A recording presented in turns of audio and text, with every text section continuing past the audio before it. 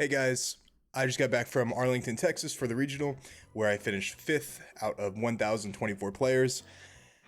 And I want to start off the video just thanking God, honestly, because I mean, he really looked out for me this weekend. You know, as you guys know, I have some life-changing decisions coming up, and being able to win these cards definitely helps me financially.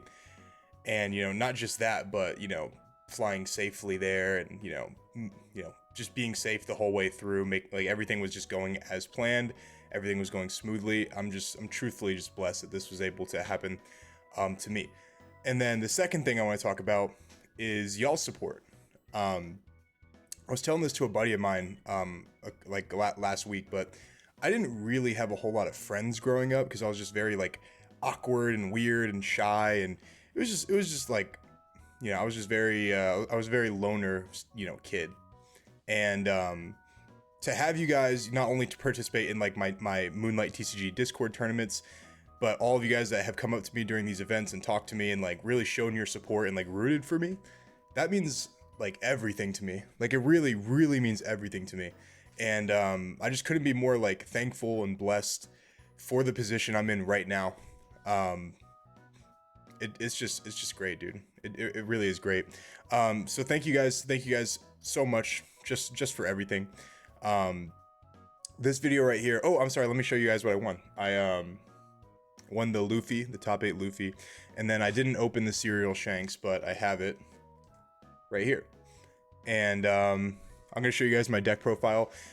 This is a hybrid version of Sakazuki that I built myself, and I think it's pretty unique. Of course, I'm sure someone in the world probably has used a list similar to this, but it's something that I personally like, and it worked really well for me this weekend, obviously. So, oh, real quick, guys, if you guys want to, if you guys haven't subscribed yet, I'd appreciate if you guys subscribed. I think I have like the ratio for like people that are subscribed to people that watch my video is like 90% of the people that watch my videos aren't even subscribed. So like I could probably be at like 20,000 subs at this point, if you guys subscribe. So if you guys could do that for me, that would be fantastic. I work really hard to make sure that you guys like, are the most well equipped to play the game, and a subscription, a like, all that, goes a long way. So anyway, I'll show you guys the deck profile now. Thanks.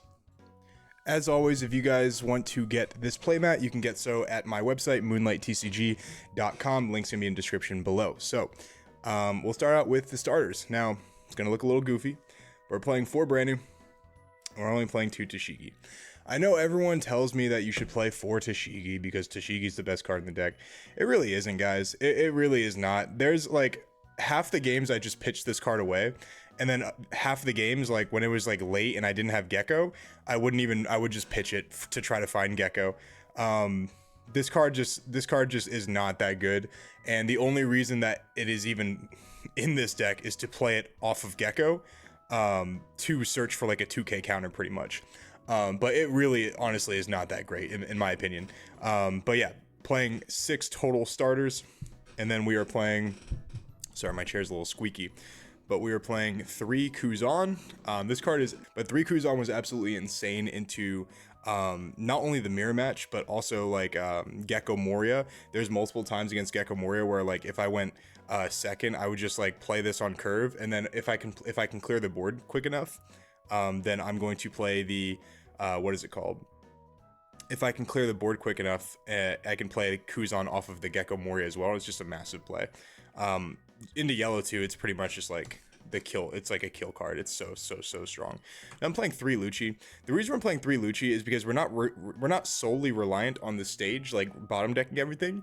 And we're playing another tech card in here that I think is really good in combination with Luffy, that you can also play in combination with, Lucci, that you can also play in combination with Sabo. So I'll show you guys that in a second too. But also just establishing the body is like really good too. I really like establishing the 4/6. Like it's just really powerful. Like obviously bottom decking is good too, but Lucci definitely comes up a lot.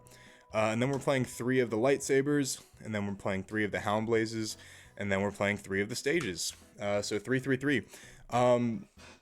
I'll tell you guys, there's only like one game where I needed to see Houndblaze, and I didn't, and I saw the arrow, and it was in the game 2 of the top 8 where I was searching for a Houndblaze to boost up my guys, and it wouldn't have mattered either way, but you know, math wise, I could have swung like 6, 7, 7, I think, or something along those lines.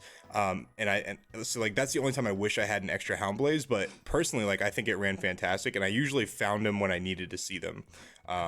You know, and I played, it wasn't really a fluke, guys. I played 19 rounds total. I played 10 rounds in Swiss, and then I had 3 game 3s in a row in the top cut. So I went to game 3 in top 32, I went to game 3 in top 16, and went to game 3 in top 8. So pretty good sample size. The deck's pretty consistent. I only bricked one time, and it was in top 32, game 2 against Gecko Moria. Then I'm playing 2 Ice Ages.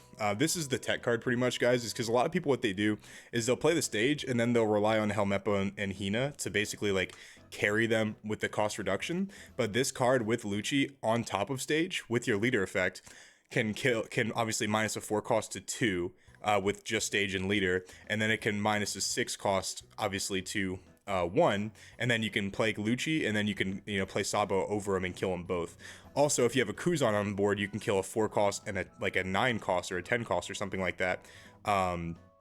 Yeah, a 10 cost. If you have Kuzan and then you play Ice Age, which happens a lot actually. What happens is sometimes they'll take out your Gecko and not your Kuzan, and then you'll Ice Age, you'll swing Kuzan into the Gecko, you Ice Age the Gecko, you obviously minus whatever they play off Kuzan as well, usually the Lucci, and then you establish Lucci and you establish Sabo and you just win. That came up actually like twice in my Moria games. Then I'm playing 2 Helmeppo, and I'm playing 4 of the Hina.